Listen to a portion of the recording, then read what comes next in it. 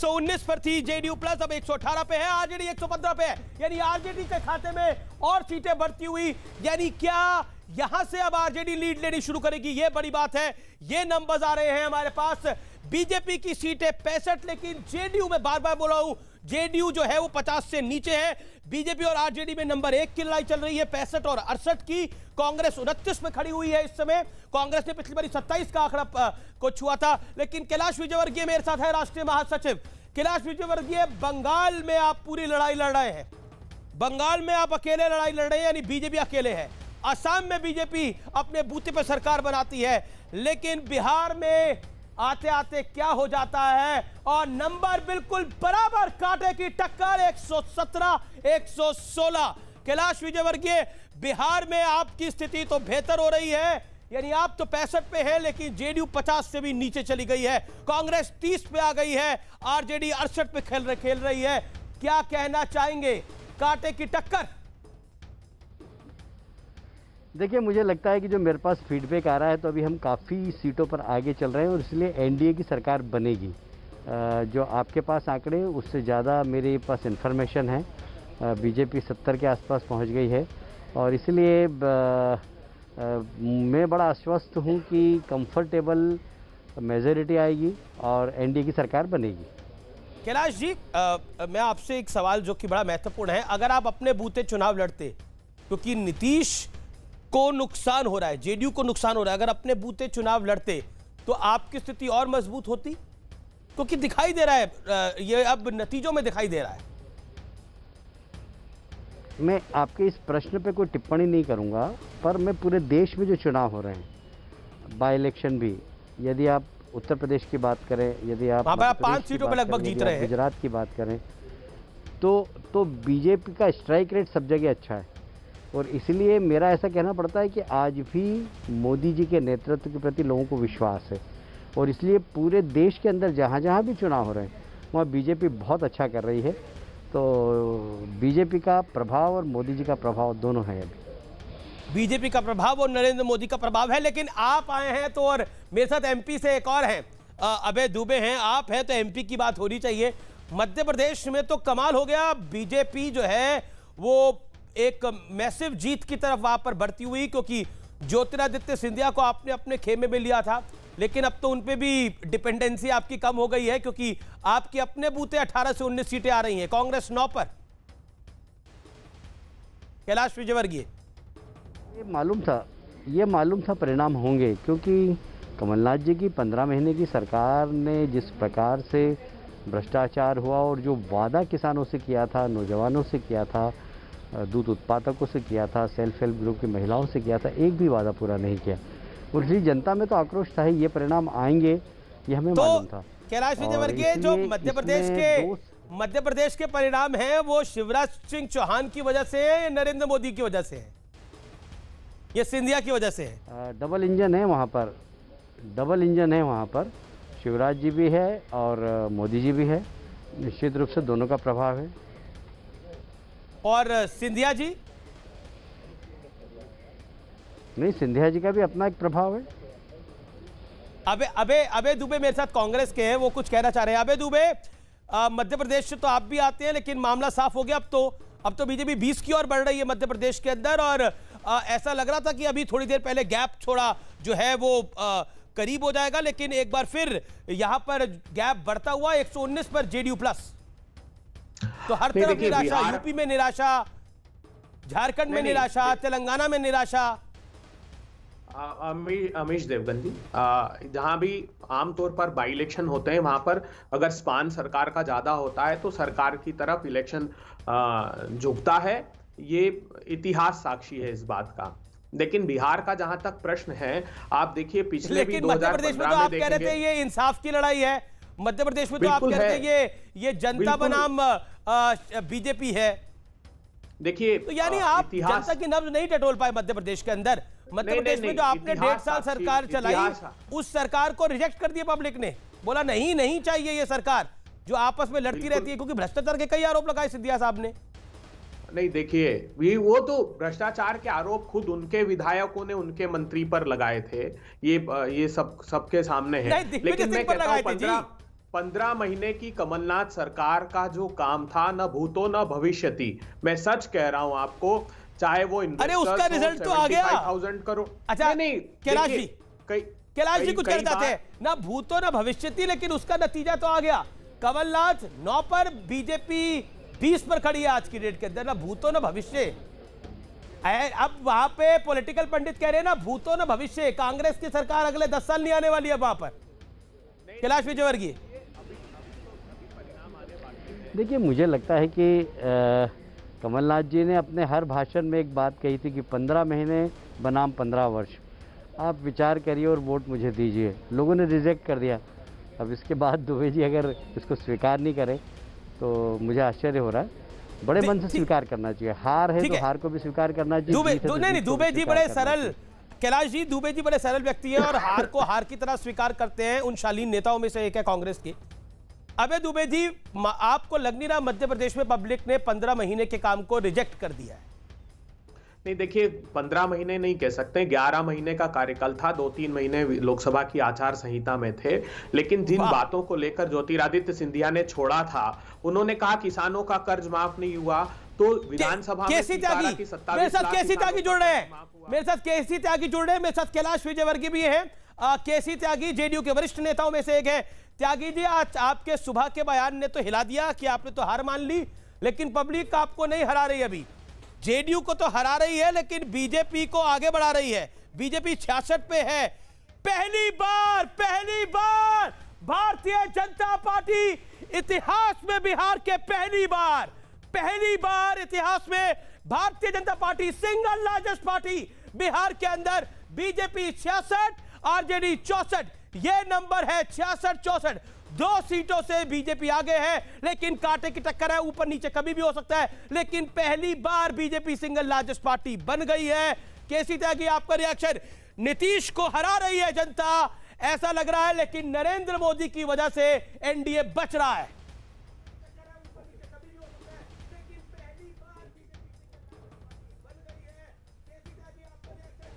Amish ji Tyagi ji, sir please बोलिए। अमीश जी, क्यों आप एनडीए का बंटवारा करना चाहते हैं? एनडीए का बंटवारा क्यों करना चाहते हैं? बड़ी मुश्किल से, बड़ी दिक्कतों में, बड़ी ताकतों के खिलाफ इकट्ठे होकर के अटल जी के नेतृत्व में ये एनडीए बना था। जब 14 दिन की सरकार अटल जी की थी, सबसे पहली पार्टी देश की थी Samata party, led by Nitish Kumar and George Fernandes. जब एनडीए बना था, कोई दौर ऐसा नहीं है छोड़ के 2015 का, जब दोनों साथ साथ चुनाव ना लड़े हों। 2015 में श्री लालकृष्ण आडवाणी जी ने जब देखा कि टेक ऑफ नहीं कर रहा कैंपेन, उन्होंने ही कहा था सबसे पहले कि नीतीश कुमार के नेतृत्व में ही चुनाव लड़ा जाएगा। अब जब चुनाव हुए संपन्न वहाँ पे बिहार के, सबसे पहले नरेंद्र मोदी जी, फिर अमित शाह जी और फिर पार्टी अध्यक्ष श्री नड्डा जी ने कहा कि नहीं, जो एनडीए बिहार में वो वही है जिसके नेता नीतीश कुमार हैं। कोई नहीं होता। संख्या कम रहे, एक सेकंड, संख्या कम रहे या ज्यादा रहे, नेता वही होंगे। अगर ऐसा नहीं हुआ होता तो ये आरोप तो हमारे विरोधियों का था कि चुनाव के बाद नीतीश कुमार जी को हटा दिया जाएगा और बीजेपी को बना दिया जाएगा। आप हमारे विरोधियों की भाषा के ट्रैप में क्यों फंस रहे हैं? ना, मैं किसी की भाषा के ट्रैप में नहीं पड़ रहा। मैं तो जो नतीजे आ रहे हैं उसका विश्लेषण कर रहा हूं। उस विश्लेषण के अंदर बीजेपी को फायदा होता हुआ दिख रहा है। बीजेपी आगे बढ़ रही है, जेडीयू को नुकसान हो रहा है। लेकिन आपसे मैं ये पूछना चाहता हूं, आप तो जेडीयू के वरिष्ठ नेता हैं, आपने तो नतीजों से पहले हार क्यों मान ली थी? आपने बोला कोविड की वजह से हम हार रहे हैं। एएनआई पे आपकी वाइट आई। मैंने हार नहीं मानी। अमीश जी, मेरा विश्लेषण सुन लीजिए। बिल्कुल से 1 साल पहले मोदी जी के नेतृत्व में जब लोकसभा का चुनाव हुआ था, आरजेडी को एक भी सीट नसीब नहीं हुई। 218 सीटों पर आउट ऑफ 243 आरजेडी प्लस हार रही थी। आज उसकी जितनी भी बढ़त है वो हमारी हार है। और 1 साल में कोई ऐसा काम नहीं हुआ अमीश जी, एक भी काम आरजेडी प्लस या कांग्रेस की तरफ से नहीं हुआ कि जनता उनको वोट दे। सिर्फ कोरोना और कोरोना से आप तो मेरी विश्लेषण को सार्थक कर रहे हैं जो कुछ देर पहले। केसी जी, मेरा और आपका परिचय 20-21 साल पुराना है। मैं कह रहा हूं आप तो मेरे विश्लेषण को सार्थक करें जो मैंने बोला कि हाँ, ठीक हाँ नरेंद्र मोदी की अगुवाई में उस समय तो आप तो पब्लिक अच्छे ने आदमी हैं। पब्लिक ने आपको सारी की सारी लगभग सीटें दी, एक सीट सिर्फ विरोधी को जितवाई, लेकिन वही पब्लिक आज नीतीश कुमार के विरोध में थी लेकिन मोदी के पक्ष में थी। वही नतीजों में दिखाई दे रहा है। आप उसमें नाराज हो गए, आपने बोला कि आप कांग्रेस और आरजेडी के ट्रैप में फंस गए। नहीं, हम किसी के ट्रैप में नहीं फंसे। हम जो सच्चाई होती है उसको बोलते हैं। हम 2019 में बोलते थे कि नरेंद्र मोदी की अगुवाई में बीजेपी जीत रही है, जब कांग्रेस को बुरा लगता था। बोलिए सर, बोलिए केसी जी। अमीश जी बिल्कुल ऐसा नहीं है। मेरा ये कहना है कि पहले दिन से ही, चाहे वो चिराग पासवान हो, चाहे कांग्रेस पार्टी हो और चाहे आरजेडी हो, उनका प्रचार हमारे गठबंधन को तोड़ने के लिए यही रहा कि नीतीश जी चुनाव के बाद बीजेपी आपको गच्चा देगी, धोखा देगी। पूरे चुनाव में कहता रहा, आपके चैनल पे भी मैंने कहा कि प्रधानमंत्री जो वक्तव्य देते हैं, पार्टी के अध्यक्ष जो वक्तव्य देते हैं, बीजेपी आपके जैसी पार्टी नहीं जो चुनाव के बाद मुकरेगी। और चुनाव के दौरान भी उन्होंने कहा संख्या बल कम ज्यादा वो तो होता रहता। अमीश जी, हम पॉलिटिकल लोग हैं, हारते भी हैं, जीतते भी हैं, संख्या कम भी होती है, ज्यादा भी होती है। हमारे पे भी ये आरोप लगा कि चुनाव के बाद नीतीश कुमार कुछ और कमाल दिखा सकते हैं। नहीं, हमने तब भी कहा हम एनडीए में हैं, एनडीए में रहेंगे। तो ये जो दुष्प्रचार हमारे विरोधियों का है। मेरे साथ कैलाश विजयवर्गीय भी है, बीजेपी के महासचिव, और आप जेडीयू के वरिष्ठ नेता हैं। कैलाश जी, मैं आपके पास आता हूं। कैलाश जी, मेरा सवाल बड़ा सीधा है और डायरेक्ट है कि बीजेपी सिंगल लार्जेस्ट पार्टी इस समय है बिहार की, जो मौजूदा परिस्थिति है, सिंगल लार्जेस्ट पार्टी। आपको बधाई इसके लिए, और कांटे की टक्कर है आपकी और आरजेडी के बीच में सिंगल लार्जेस्ट होने के लिए। इस समय आप 66 पर और आरजेडी 65 पर है। हाँ, बीजेपी का स्ट्राइक रेट सारे देश के अंदर बहुत अच्छा है। अभी मध्य प्रदेश में भी आप देखेंगे तो वहाँ पर भी बहुत अच्छा है, उत्तर प्रदेश में भी बहुत अच्छा है, और आप देखेंगे तो गुजरात में भी काफ़ी अच्छा है। जहाँ जहाँ भी बाई इलेक्शन हो रहे हैं, बीजेपी की परिस्थिति बहुत अच्छी है।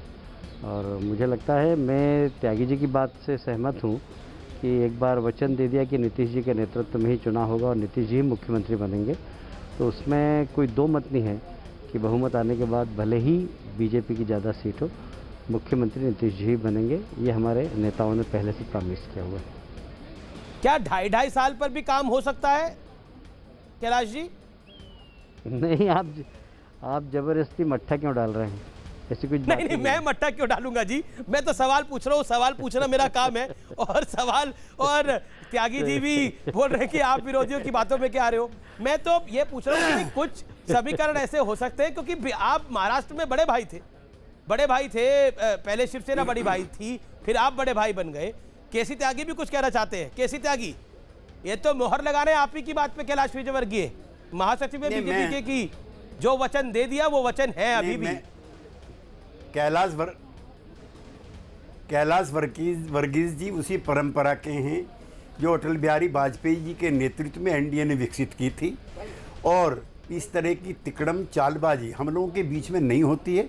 एक चीज़ मैंने आपसे स्वीकार की, 2015 का एक वक्त ऐसा ज़रूर था जब परिस्थितियों के चलते हम आरजेडी के साथ गए, और आरजेडी को जो रेस्पेक्टेबिलिटी मिली, जी, जो लालू जी के बेटे को डिप्टी चीफ मिनिस्टर बना करके हमने सम्मानित किया, उसके नतीजे आज हम देख रहे हैं।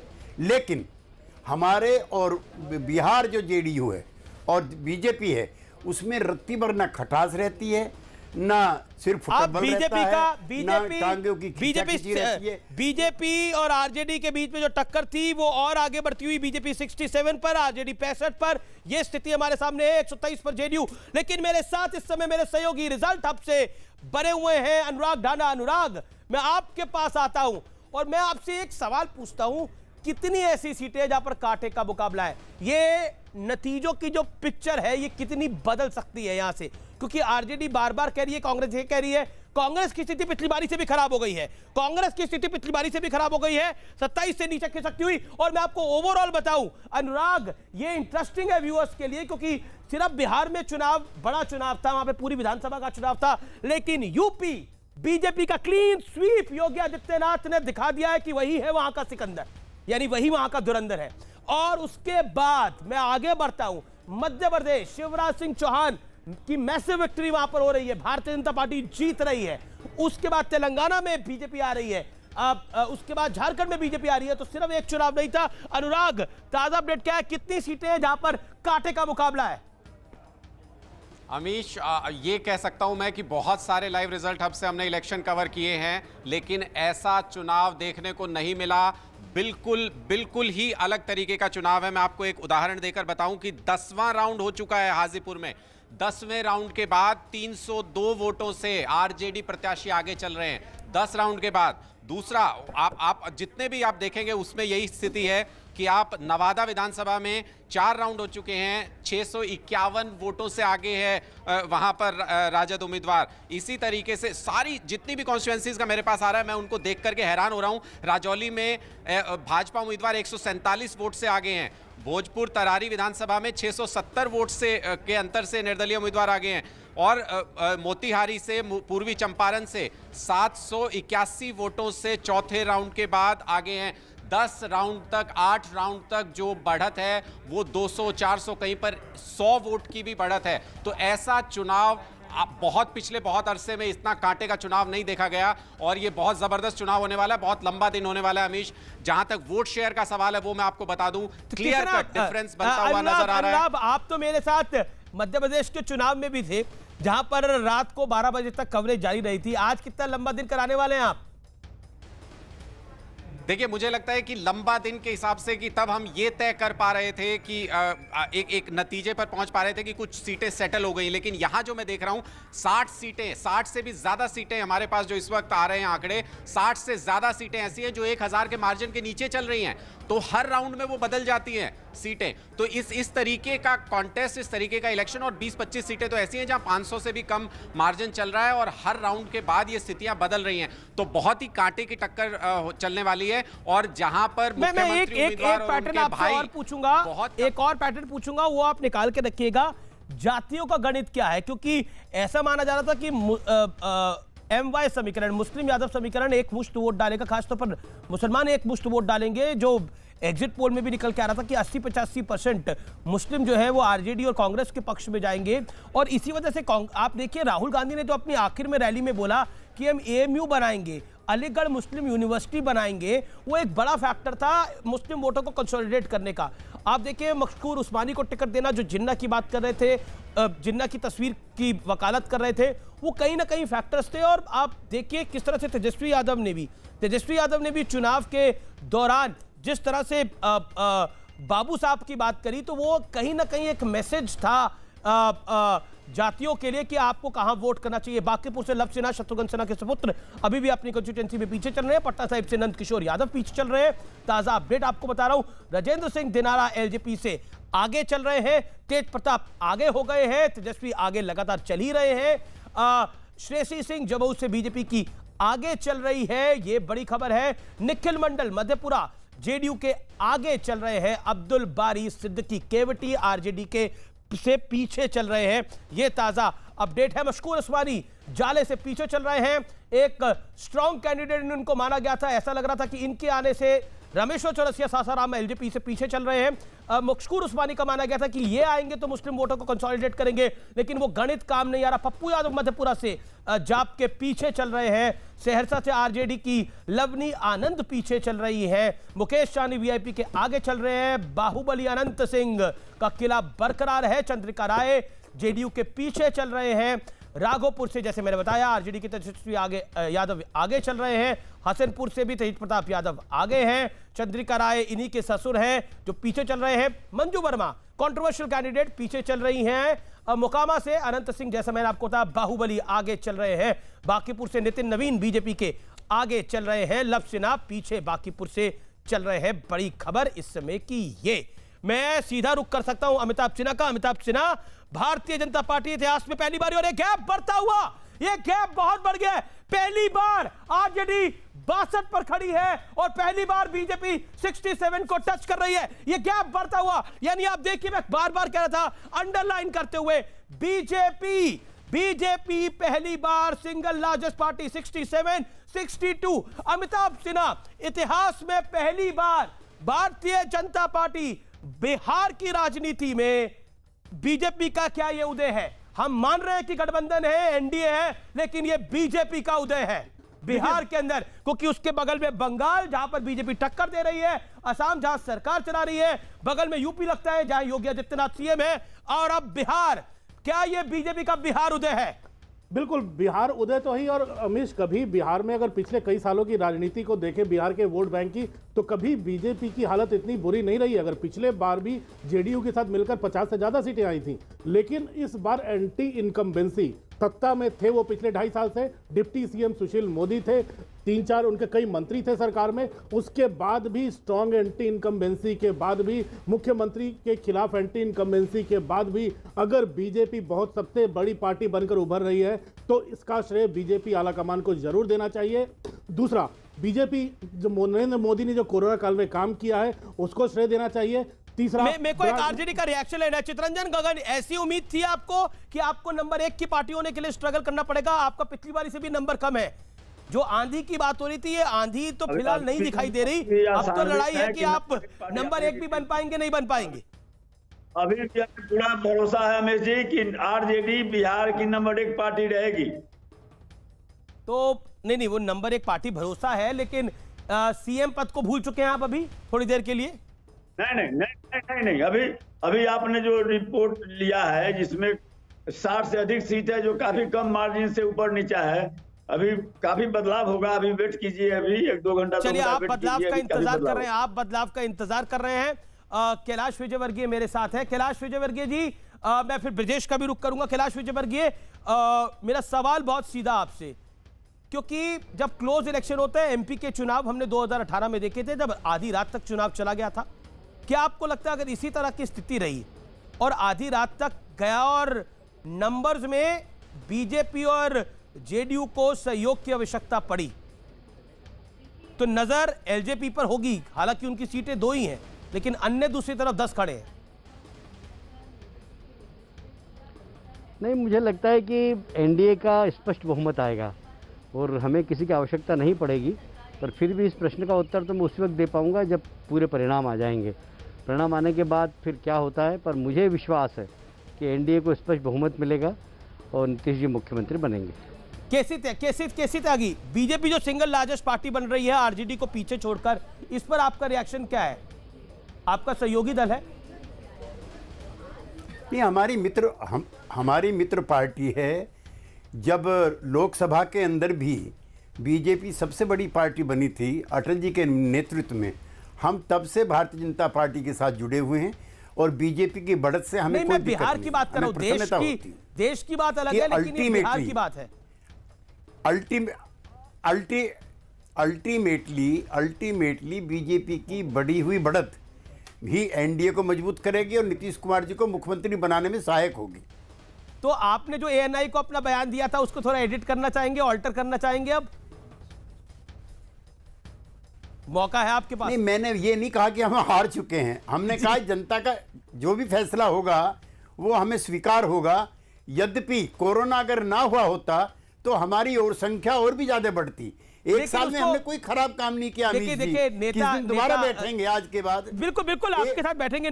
नेता मीडिया पे सारा ठीकरा फोड़ देते हैं, लेकिन हम तो वही दिखाते हैं जो आपने बोला, और उससे यही डिपिक्ट हुआ कि आपने माना कि हाँ, आपकी स्थिति उतनी अच्छी नहीं है, यही डिपिक्ट हुआ। लेकिन फिलहाल आपने बोला कि हम 2018 से अभी तक 2019 से हमारी स्थिति जो है वो कमजोर हुई है।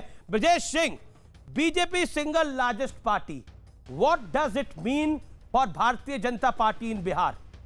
क्या मायने है? देखिए, इस भारतीय जनता पार्टी के लिए बहुत शुभ संकेत है, क्योंकि अभी तक बिहार में बीजेपी की इमेज जो है एक अपर कास्ट पार्टी की रही है। अपर कास्ट वोट बैंक अकेले अपने दम पर कुछ नहीं कर सकता, लेकिन जो 2 वर्ग जिसकी तरफ मैं बार बार इशारा कर रहा हूँ, जिसका बहुत जबरदस्त करेक्ट प्रधानमंत्री नरेंद्र मोदी ने बीजेपी के लिए बना के रखा है, वह है बेनिफिशियरीज और दूसरा है महिला। इन दोनों का जो वोटिंग पैटर्न जिस तरीके का रहा है, और इसी पर जो है नीतीश कुमार भी बैंक करते रहे, तो अगर मान लीजिए महिलाएं अक्रॉस द कास्ट लाइन अगर आपके साथ आ जाए, दूसरा जो है बेनिफिशियरी क्लास आपके साथ जुड़ जाए, तो आप एक बहुत ही ब्रिजेश, जब हम बात कर रहे हैं तो बीजेपी ऑलमोस्ट टचिंग 70 की सीटें बीजेपी 70 सीटों पर लगभग आगे हो रही है। 60 और 69 पर इस समय आगे चल रही है। RJD struggling for 60-62। कांग्रेस अपनी पुरानी टैली को बरकरार रखने में फिलहाल कामयाब दिख रही है। क्विकली ब्रजेश। देखिए, इसमें जो अभी तक के रुझान है, जो 4.25 घंटे ऑलरेडी बीत चुके हैं मतगणना के, उसमें एक तो बहुत साफ है कि कहीं कोई लहर नहीं है, जैसा कि जो है कई सारे एग्जिट पोल बता रहे थे। या दो एग्जिट पोल दो एग्जिट पोल बता रहे थे कि क्लियर कट विक्ट्री है, वो एग्जिट पोल गलत साबित हो रहे हैं। देखिए, कम से कम 4.25 घंटे हो गए, और अगर लहर होती है तो आपको पहले घंटे से वो लहर दिखाई पड़ती है। वो लहर कहीं नहीं है, बल्कि अगर आप देखें पिछले 4.25 घंटे में ज्यादातर समय एनडीए जो है आगे रहा है गठबंधन के तौर पर। तो एक टाइटली कंटेस्टेड कॉन्टेस्ट है, और इसमें मुझे लगता है कि जो वो अबे दुबे बात कहीं से भी सिद्ध नहीं होती। अबे Dubey BJP single largest party in Bihar, closing to 70। BJP इस समय 70 के करीब है और आरजेडी 62 के करीब है, 62-63 के करीब है। अमीश जी, जैसे अनुराग ने बताया कि कई जगह 4 राउंड हुए और मैक्सिमम 10 राउंड हुए। अगर 2015 की काउंटिंग को देखेंगे तो इतने ही राउंड में वो एनडीए को काफी बढ़त बताई जा रही थी।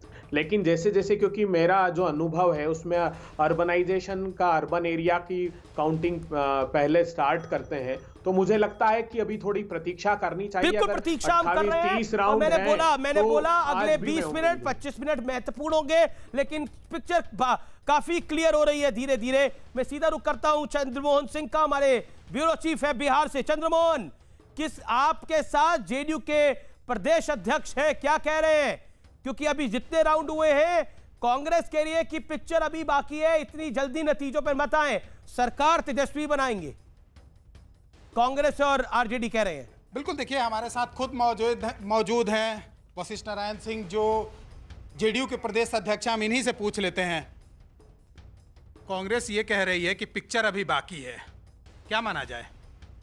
देखिए, जब स्पष्ट तस्वीर भी मालूम हो जाती है तभी लोग दलील अपने संतुष्टि के लिए, अपने वर्कर के संतुष्टि के लिए देते रहते। कांग्रेस का तो तरह तरह का न्यूज आ रहा है कि उनके लोग आ रहे हैं, वो अपने उम्मीदवारों से संपर्क कर रहे हैं।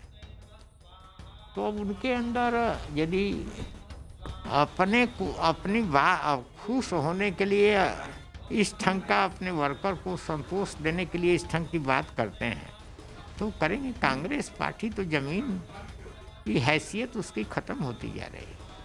इतनी बड़ी पार्टी आज किस हैसियत में पहुंच गई है, इसको देख लीजिए। न उनके अंदर वर्कफोर्स ठीक से काम कर रहा, न उनके अंदर कुछ बचा है, और वो अब किसी के सहारे पर कहीं खड़ा होते हैं। हम लोगों का सहारा लिया तो देखिए सीट आया। अब जब तक किसी का सहारा नहीं होगा तो अपने अस्तित्व पर ही इनको खतरा नजर आता है। कांग्रेस पार्टी तो अब अपने पैरों पर नहीं खड़ा करेगी, किसी के सहयोग और कृपा पर ही वो पार्टी चलेगी। क्या लगता है इस बार कौन सा फैक्टर काम कर रहा है? मोदी और महिला, डबल एम। मोदी, नीतीश कुमार का काम, बढ़ता हुआ बिहार, चलता हुआ बिहार, नया बिहार, और लोगों में जो चेतना पैदा हुई है, यही कारण है। जो ट्रेंड अभी दिख रहा है, ये कहाँ तक जाएगा? क्या आशा और उम्मीद है? जहाँ तक हमारा आकलन है कि 130 तो जरूर जाएगा, 130 से ऊपर जरूर जाएगा। अभी नीतीश कुमार से बात हुई होगी आपकी, क्या कर रहे हैं अभी, क्या चल रहा है उनके मन में? अभी मेरी बात नहीं हुई, लेकिन कुछ ही देर में मेरी बात हो जाएगी। तो सरकार बनेगी? निश्चित सरकार बनेगी, और सरकार इस ढंग की बनेगी जो बेहतर साबित हो। तो जो सरकार बनेगी वो बेहतर साबित होगी, साफ तौर पर कॉन्फिडेंस से भरे हुए हैं। जाहिर सी बात है, जो ट्रेंड अभी चल रहा है उसमें साफ तौर पर दिख रहा है कि एनडीए आगे है, और ऐसे में एनडीए के नेताओं के चेहरे पर साफ तौर पर खुशी की लकीर भी देखी जा सकती है। जी, और पोलस्टर्स जो लगातार आंकड़ा लगा रहे थे, अधिकतर पोलस्टर्स को माना था कि कांटे की टक्कर होगी, और वही एग्जैक्टली दिखाई दे रहा है। लेकिन कुछ पोलस्टर ऐसा मान रहे थे कि कुछ एग्जिट पोल ने ऐसा माना कि बहुत बड़ा मैंडेट मिलेगा। I think this is message for them, और खास तौर पर मैसेज है ये लुटेंस दिल्ली के कुछ पत्रकारों के लिए भी, जिनको दिल्ली में बैठकर हवाएं दिखती हैं, और लगता है कि उनको ये हवाएं सिर्फ अपने बंद कमरों में और अपने लुटियन जोन में दिखाई देती हैं, असल में जमीन पर वो हवाएं नहीं होती। It is a clear cut message for them also. और कुल मिलाकर अगर हम देखें तो बीजेपी 68 पर इस समय, आरजेडी 63 पर, जेडीयू 50 पर, कांग्रेस 25 और 26 के बीच में डोलती हुई, लेफ्ट 19 के आसपास दिख रहा है और एलजेपी 2 पर। हम के खाते में इस समय कोई भी सीट नहीं है। लेकिन जो अच्छी बात है इन चुनावों की वो ये है कि टक्कर कांटे की काफी सीटों पर दिखाई दे रही है और मध्य प्रदेश की विधानसभा के अंदर भारतीय जनता पार्टी को बड़ी जीत मिल रही है, यह स्पष्ट दिखाई दे रहा है। उत्तर प्रदेश उपचुनावों में बीजेपी को बड़ी जीत मिल रही है, वो स्पष्ट दिखाई दे रहा है। यानी बीजेपी को देश भर में एक बड़ी जीत मिल रही है उपचुनावों के अंदर, और बिहार के अंदर पहली बार सिंगल लार्जेस्ट पार्टी, ये एक बड़ा इंपॉर्टेंट फैक्टर है, ये बात स्पष्ट है। विक्रांत यादव मेरे साथ है। विक्रांत, आपका मैं रुख करता हूं। मौजूदा स्थिति के हिसाब से अभी काफी राउंड बचे हुए हैं, जल्दबाजी दोनों के लिए घातक हो सकती है। आरजेडी के लिए तो हुई, क्या बीजेपी के लिए भी घातक हो सकती है? अभी